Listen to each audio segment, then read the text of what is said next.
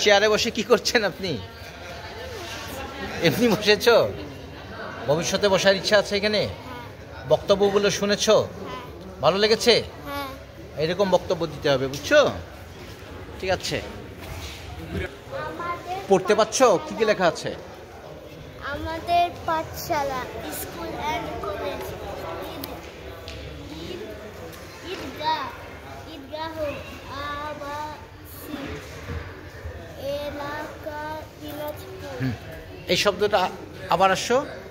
ঈদগাহ, ঈদগাহ না, শব্দটা কি?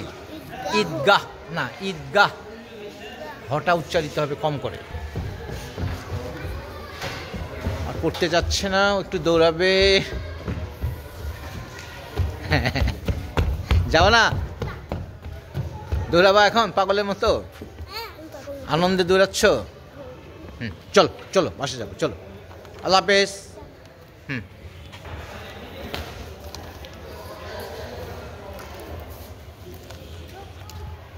কথা বলো।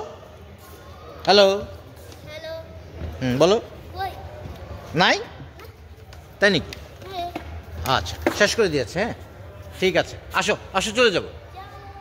আচ্ছা, এমনি একটা গান গাও, এমনি একটা ছড়া করো।